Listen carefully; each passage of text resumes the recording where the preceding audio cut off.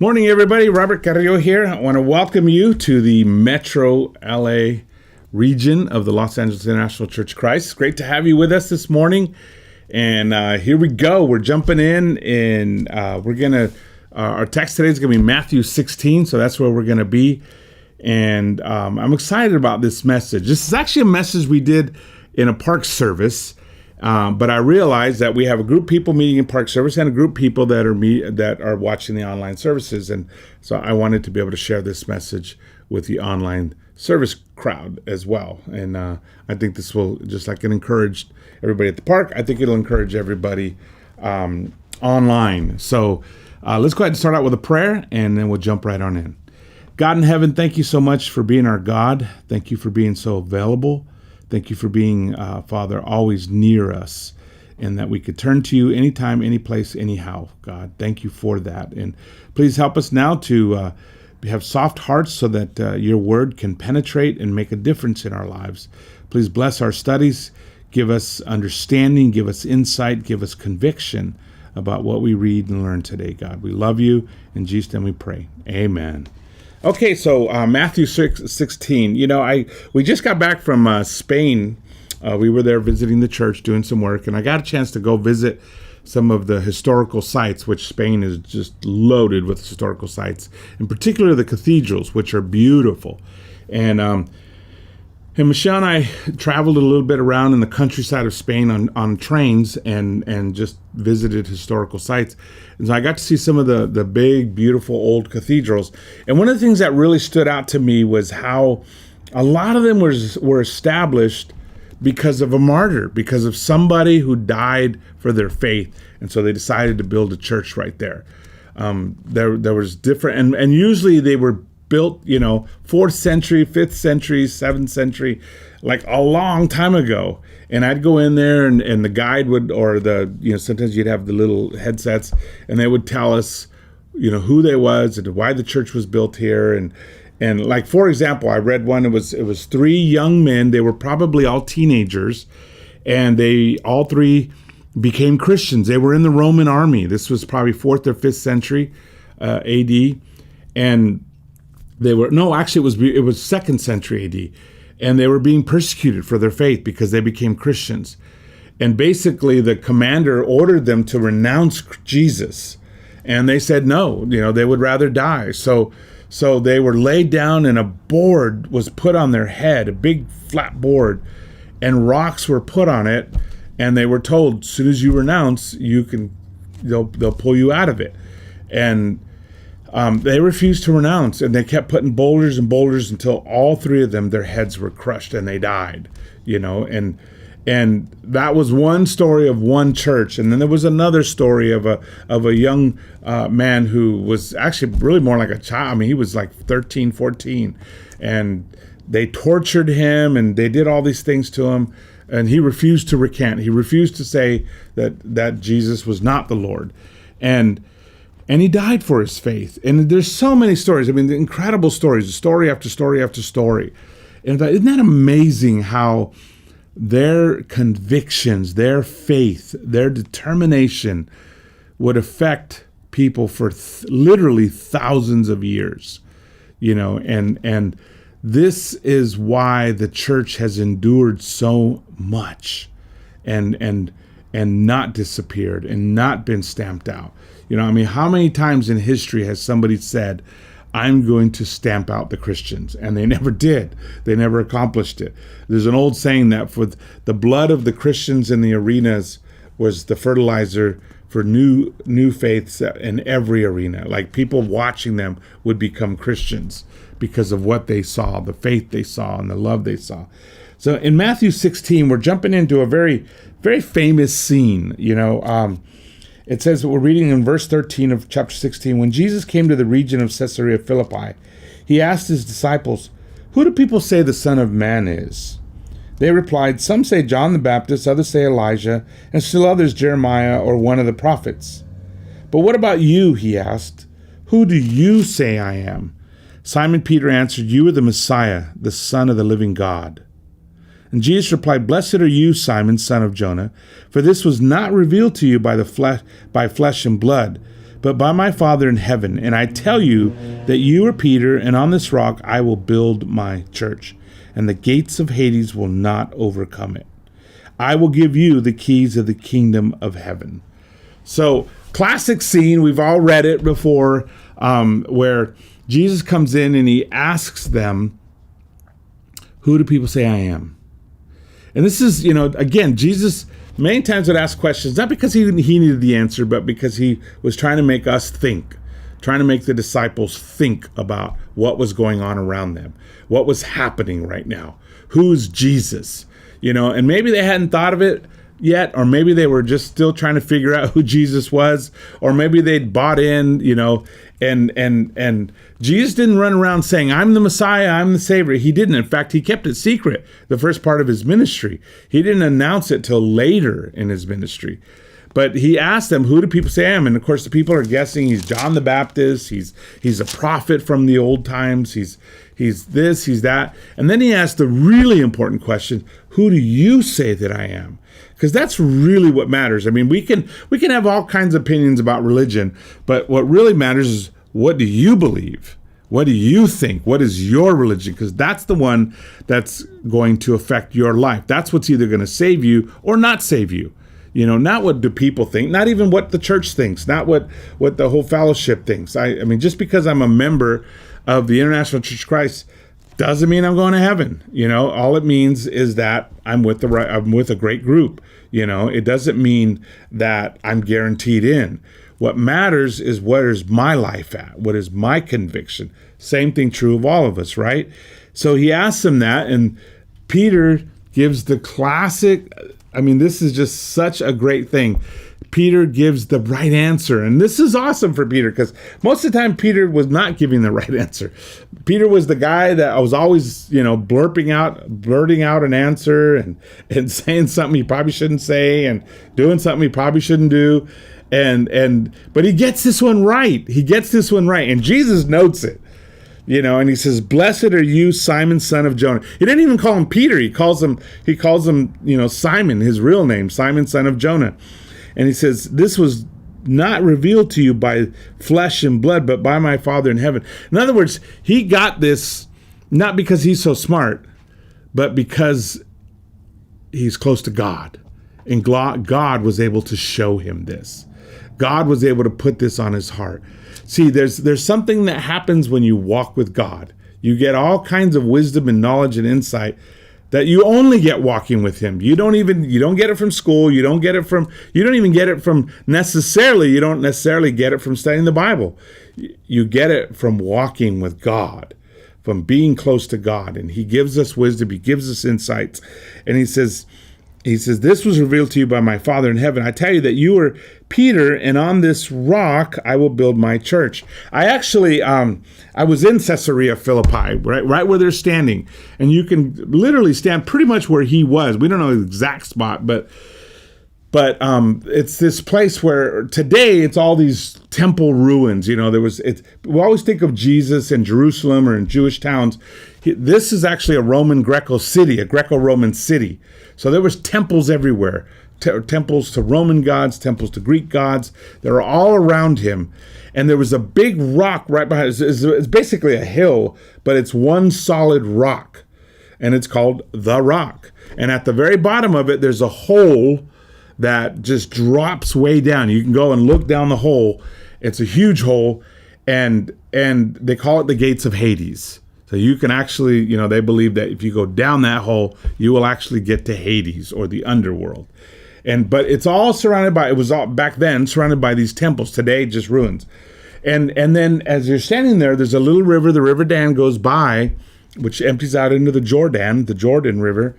And it's a river. You've probably seen this in the forest or camping or something. It's all little round pebbles, these little pebbles. And so Jesus, being an incredible, masterful speaker, he always uses things that you could see. And so he talks about the rock standing right behind him. He talks about the little rock, and they're all, lying on the thing. And he says that you are Peter, and on this rock, the big thing. What's the big thing? The big thing is that Jesus is the Son of God, that Jesus is the Messiah. And he says, on this I will build my church. And he says something. He says, and the gates of Hades will not overcome it. In other words, his church will never fail. It will never disappear. It will never go away. It will always be there. And the amazing thing is, you can go to Caesarea Philippi today, and all those marble and stone temples, they're gone. There's nothing but ruins. And, people built things in stone and in marble so that it would last forever. They're gone. But the church that Jesus established is still here today. It's still here. Exactly what he predicted 2,000 years ago. The church is still going strong. All those temples, they're gone. They're wiped out. They're no more. They're ancient history. And that is absolutely true. And he holds up Peter, and he tells Peter, blessed are you. And I mean, how incredible. And this church, this is huge. Jesus is setting up a group of people. The word church, ecclesia in Greek or iglesia in Spanish, it means called out. That means the people that belong to Jesus, the called out ones, right? Those that belong to him. And he says, I will build my church. He's going to build a church. This is the group that that we read about later in Acts chapter 2, they devote themselves to the fellowship, to prayer, to breaking bread. This is the group that they met together every day. Jesus had all this in mind, even back then, before he was even crucified, that he was going to have this group of people, and they would be an amazing group of people. Not because they're perfect, but because they love him and they follow his teachings, and they are his people. They are the ones who follow his teachings, that walk his way, that live the life that he gave us. We're going to jump down to 21. From this time on, Jesus began to explain to his disciples that he must go to Jerusalem and suffer many things at the hands of the elders, the chief priests, and the teachers of the law, and that he must be killed and on the third day be raised to life. So Jesus is telling them the plan. He's telling them, look, this is what's going to happen. I'm going to get arrested, beaten, and crucified and die. He said, that's what's going to go down, right? And Peter took him aside and began to rebuke him. I don't know if the compliment earlier just went to his head and all of a sudden he thinks he can disciple Jesus, or that he can correct Jesus. I'm not sure. But he takes Jesus aside and he starts to rebuke him. I mean, wow, talk about taking a lot of nerve there. Talk about being bold, stupidly bold, but bold. And he takes Jesus aside and he tells him, this shall never happen to you. And look what happens. Jesus turned and said to Peter, get behind me, Satan. You are a stumbling block to me. You do not have in mind the concerns of God, but merely human concerns. Whoa. When anybody ever calls me names or criticizes me unfairly or says things, that hurts my feelings. And, it doesn't matter I'm a leader, it doesn't matter how long I've been a Christian, it still hurts, right? And I think that's true of all of us. We don't like it when somebody calls us a name or accuses us of something. Imagine if Jesus called you Satan. I think I would just die on the spot right there. I mean, he pulls Peter aside and he says, get behind me, Satan. He's calling Jesus Satan. Whoa. Why? Why such a strong reaction? I mean, I can only imagine Peter's face. He probably just dropped to the ground. Why such a strong reaction? It was a very serious thing that Peter was doing. He was trying to stop Jesus from suffering and dying. Now, why would he do that? Well, I think it's because he loved Jesus. I think because he cared so much about Jesus. I think because he didn't want Jesus to have to suffer, which is obviously out of the goodness of his heart, not because he's a jerk or because he's prideful. The problem with that is it's not God's plan. He missed God's plan. Even out of good intentions, even out of desire to make good things happen, he didn't get it. And Jesus calls him Satan. And the key is what he tells him. He says, you do not have in mind the concerns of God, but merely human concerns. And basically he told Peter, you're thinking like a mere human and not like God thinks. And he said, don't put a stumbling block in my way. He wasn't thinking about what God wanted. You know, the amazing thing here is that we can actually be very devoted to the church. We can be very devoted to reading our Bibles, to being, religious people, and yet not be spiritual, not have the things of God in our mind, not be thinking about what does God want? What is God searching for? In fact, Jesus continues talking, and he says in verse 24, then Jesus said to his disciples, whoever wants to be my disciple must deny themselves and take up their cross and follow me. For whoever wants to save their life will lose it, but whoever loses their life for me will find it. What good is it for someone to gain the whole world and yet forfeit their soul? Or what can anyone give in exchange for their soul? For the Son of Man is going to come in his Father's glory with his angels, and then he will reward each person according to what they have done. You know, God had a plan, and that plan included suffering. That plan included hardships. That plan included challenge. And that's just the way it is, because you cannot be the light of the world in a darkness world and not expect to have conflict, not expect to suffer some, not expect to go through some difficult times. Sacrifice, hardship is just part of what it takes to make a difference. It's part of what it takes to save somebody else, to save our children, to save the people we love, to save our neighbors, to help other people.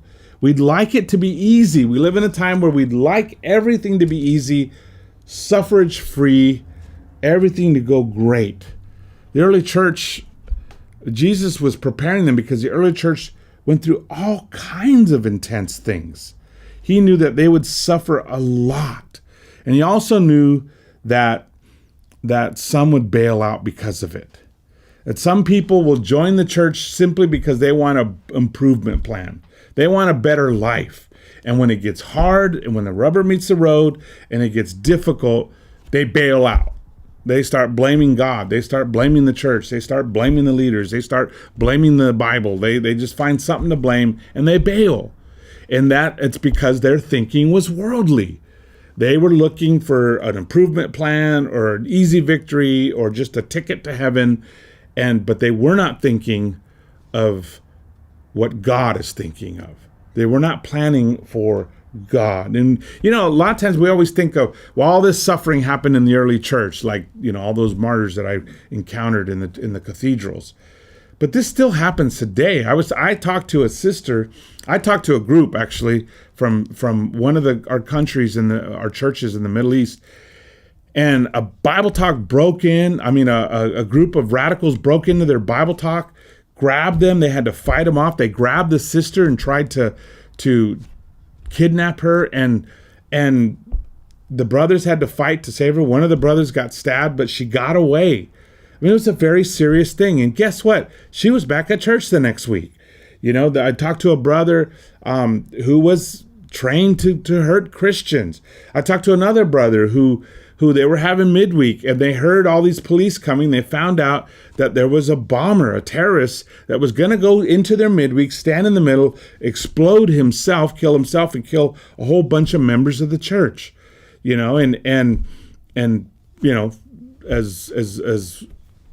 Not coincidence, but his bomb went off early in the parking lot and he only hurt himself. He only killed himself, right?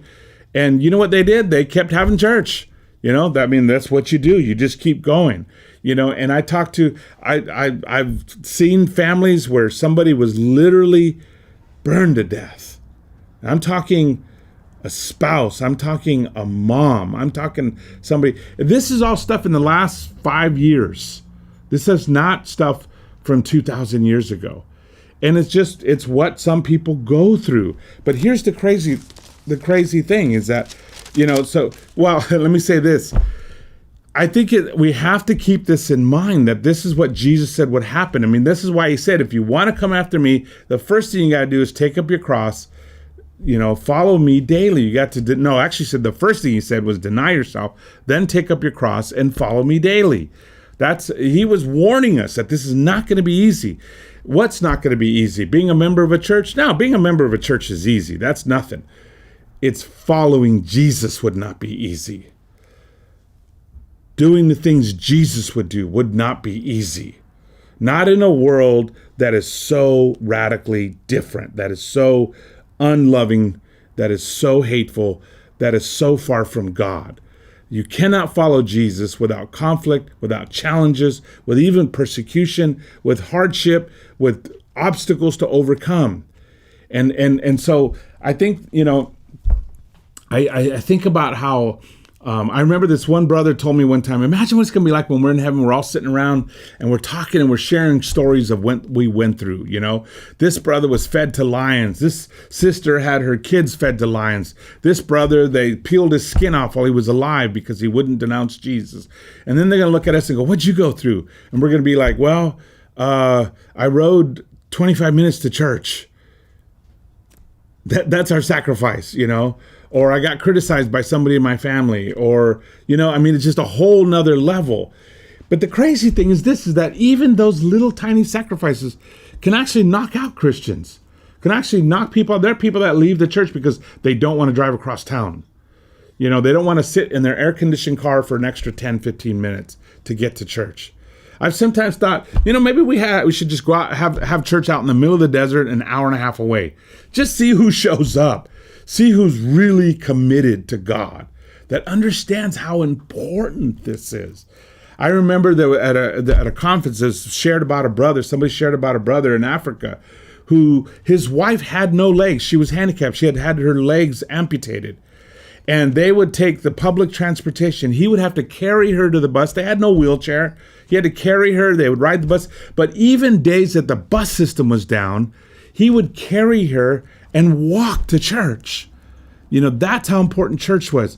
So it's crazy when I'll hear somebody say, well, I don't want to drive all the way over there. I'll just go to a church nearby, or I'll just go to a region that's closer, or I'll just do this. It's like, what?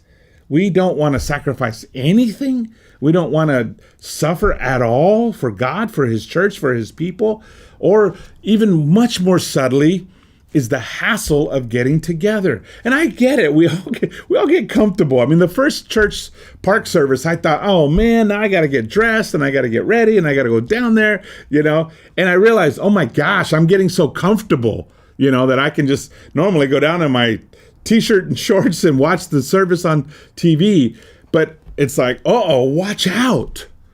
I'm becoming a consumer Christian. What's a consumer Christian? It's somebody that judges everything by, does it meet my needs? Does it make me happy? Is it what I like? That's not Christianity. Jesus didn't say, this is going to be great. We'll do everything you like. We'll play the music you like. We'll have the kind of preaching you like. In fact, what his standard was, the Son of Man did not come to be served, but to serve. We don't join a church because they meet my needs. We join a church because it's a place to serve and be a disciple of Jesus. It's a place where we can do that. But consumer Christianity is the opposite. It's kind of like shopping for a gym, Is the air conditioning right? Is equipment right? Do I like the showers and the bath? In other words, do I like the things, do they meet my needs? Instead of, I'm here to serve God and to serve my brothers and sisters. That's really what the church is about. It's the people called out of the world that are willing to suffer, willing to go through everything. Jesus warned us, in Matthew 24:9, it says, then you will be handed over to be persecuted and to put to death. You will be hated by all the nations because of me. I mean, this is all stuff Jesus was warning us about. He's saying, look, people are going to hate you because you're a disciple, and I think we've been in a time where there's very little persecution. When Michelle and I became Christians, there was a lot of persecution. We had people picketing in front of the church. We had people accusing us of all kinds of stuff. And you old timers know exactly what I'm talking about because you've been through it in different places. And the good thing about that is nobody was a member of the church unless they were serious about being a disciple of Jesus. And they understood that meant suffering. The problem with things getting easy is we get comfortable and then we demand comfort. It's got to be comfortable or I'm not doing it, or I'm not going to this church. It's got to meet my needs or I'll find a place that meets my needs. Jesus said, look, this is the things that are going to happen. He says, at that time, many will turn away from the faith and will betray and hate each other. He said, people are going to walk. People are going to leave us. People are going to abandon us. It's going to be painful. It's going to be destructive. And if you've been around very long, you've been through that. You know how painful that is. And Jesus said, that's what's going to happen. He says, and trust me, nobody walks away and says, I'm going to walk away from all that is good and right and holy. No, they walk away saying, I don't like this. I don't like that. I don't like that person. I don't like this. And there's too many problems. And da-da-da-da. Find me a church that isn't full of problems. Every church is, because it's full of people and people have problems. You have problems. I have problems. All of us have problems. In fact, the reason we have church is to learn how to help each other, learn how to love. It's part of the process. It's part of God's plan to stick a bunch of sinful people together so they can learn how to love each other, so they can learn how to forgive. They can learn how to be like Him, and they can grow in God's image. And that doesn't happen without some suffering. But He says this. He says, because of their increase of wickedness, the love of most will grow cold. But the one who stands firm to the end will be saved. Here's the scary thing, is that many people's hearts will grow cold. Jesus knew that. They'll start out fired up. They'll start out passionate for God. They'll start out in love with God. But they'll let their hearts grow cold. They won't stoke the fire. They won't keep it passionate. We know what that looks like. You know what it looks like in a marriage, right? And the husband doesn't take time to be romantic anymore. He doesn't make anything special anymore. What he did, all those wonderful things he did to woo her into a relationship, they're gone. They're ancient history. And he's distant and he's cold and he doesn't share his heart and he doesn't even seem to enjoy the relationship anymore. Or it can also happen with a wife, that she becomes distant, and then she's ripe to fall into sin, or he's ripe to fall into sin and to be led astray. And we see it happens all the time. I mean, there are literally thousands of weddings every weekend, and there are thousands of divorces throughout the week. Because why? Because people's hearts grew cold. They don't spend the time together anymore. They don't prioritize each other.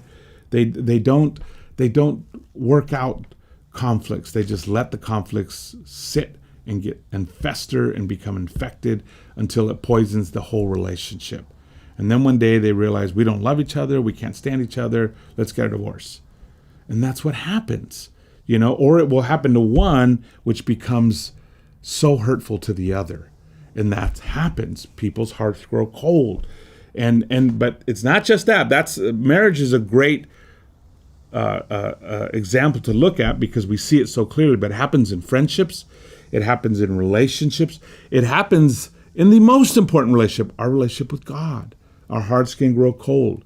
Having quiet times, it's a matter of self-denial and discipline. Yeah. I'm trying to make sure I get at least a half hour, or some people are like 15 minutes or 10 minutes. I mean, they spend so little time with God. And the issue isn't even really time, although we usually have a lot more time. I mean, compare how much time do we watch TV and look at social media compared to how much time we spend with God. That'll tell you a lot right there. Is the issue really a lack of time, or is the issue a lack of prioritizing God? A lack of making God important in our life. We see it. We're no longer when a heart grows cold in the church, they're not that fired up about getting with other people. They're not that fired up about going to church. They're not that fired up. Even logging in and watching a service becomes a big deal that they just don't do anymore. And we get more and more distance. That's what happens when we allow our hearts to grow cold. We're just not super committed. We're not excited. We're not in love anymore. Not with God, not with the church, or not with the Bible, or not with one another. And life is so busy, and there's so much to do, and there's so many challenges, particularly in the last year and a half, that it's easy for everything that's good and helpful to just get squeezed out. and to have no time or no energy or no ability. And of course, somebody in that place is not going to sacrifice. They're not going to serve. They're not going to give. They're certainly not going to want to lead anything because that's burdensome, and it's just sad. And you know what happens? And that doesn't mean everybody's going to fall away. Some people fall away, but some people they're just in automatic mode. And you know what that is? That is denominational Christianity. That is the kind of Christianity most of us got out of. That is the kind of Christianity that most of us fled. I had a sister tell me the other day that she recommended somebody goes to another church because it's closer. And she said, it's not that different.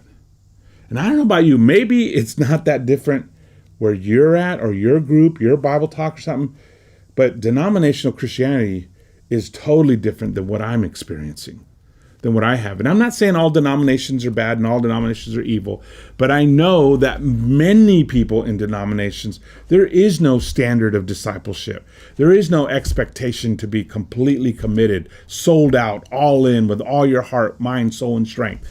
There's just, if you show up, you're fine. That's the Christianity that most of us grew up with. And we fled from that. We escaped that.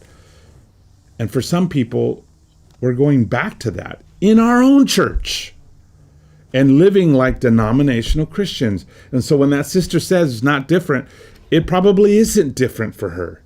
Her Bible talk probably is like the denominational Christianity, but not in my circles, not in my group of friends. We are totally devoted to God, totally committed to God, and it's a whole different story. Consumer Christianity is killing churches today in all denominations, not just others, ours as well. This whole expectation of I want, I need, meet my needs, meet my wants, what I want to, songs I want to sing, kind of preaching I want, it's killing people spiritually. Instead of coming here to serve God, instead of coming here to sacrifice for Him. And you only have that motivation if we're prioritizing God, walking with God, being with God. And it's really bad when they reach a point where they begin to judge everything, including God. They judge God. He doesn't meet my needs. He doesn't do what I want. He didn't do the things I asked for, didn't give me what I prayed for, or judge the church, or judge the leaders, or judge the members, or judge the Bible talk leader. We become very judgmental. And we pretend we're not. I'm just trying to be wise. I'm just trying to shop around. We go church shopping or whatever. And instead of understanding, no, I'm here to serve. I'm here to love. I'm here to give. Because God served me. Because God loved me. Because Jesus died on a cross for me. If no one came to church, would I still go? If nobody else had quiet times, would I have quiet times? And I'm not saying that doctrine doesn't matter. It does matter what church you go to. It does. But what matters just as important is our life, our priorities. What are we doing? Life and doctrine. And most importantly, that we love God with all our heart, mind, soul, and strength. That we love each other the same way. The Bible says nobody can love God without loving their brother. That we be passionately committed to each other. That's the church I want to be a part of. Isn't it the church you want to be a part of? That's the group I want to be with. The people who totally love God and totally love each other. It doesn't mean we're blind to our problems. It doesn't mean we don't see each other's sin. It doesn't mean we don't have to deal with conflicts, all that kind of stuff. Yeah, of course. But when you're all in, it doesn't matter. When I think of my kids, I see all their faults. I see all their weaknesses. But I love them. I would die for them. I would give my life for them. And I think most of us as parents would feel the same. We are all God's children, and we should feel that way for each other. And we have to be all in. That's the church that those martyrs died for. That's the church Jesus meant when he said, the gates of Hades will not overcome it. That's the church that brother carried his wife to. That's the church that the sister went back to the next week, even after they tried to kidnap her. That's the church that the brothers stayed faithful to, even when they killed his wife for becoming a Christian.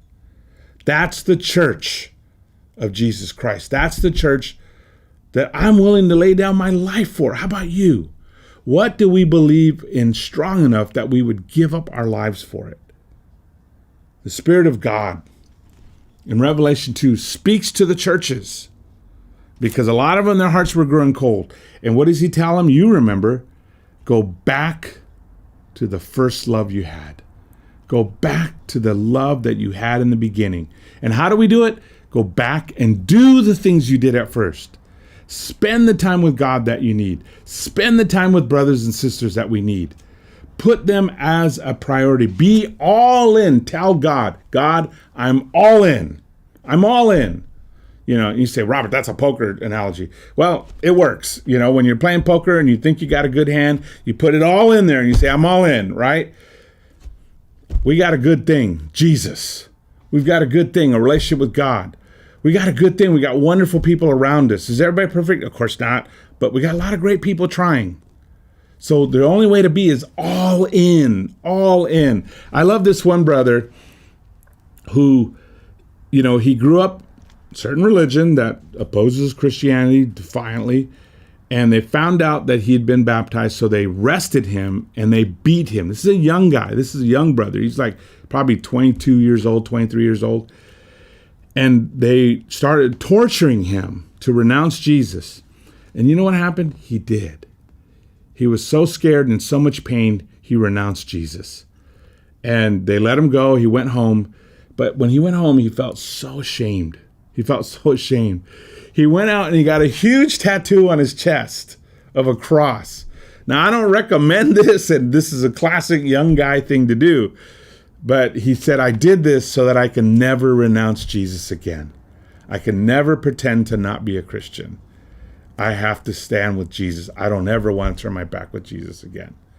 I love that, you know. Now, I'm not saying go out and get tattoos of the cross or anything, but just be all in. Make the decision. I'm all in. Heart, mind, soul, and strength.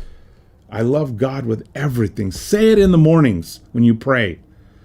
Tell God, I love you with all my heart, mind, soul, and strength. Tell God, I love my brothers and sisters with all my heart, mind, soul, and strength. And I will be devoted as I can be. And that'll be different for all of us. Some people can give lots of time. Some people only have a little time. Some people have lots of money. Some people only have a little money. Some people have a lot of talent. Some people only have a little bit of talent. But whatever you got, that you give it to God. You stoke your heart, the flame of your love for God. You don't let your heart grow cold, and you don't let your relationships die out. We're so challenged right now. But we got to be all in. All in. All in for God and all in for each other. God bless you. Buen camino. Thank you for joining us. I hope this has been educational and inspiring for you. If you'd like to know more, please join us by going to study.laicc.net, and we'll be happy to contact you and help you in any way we can.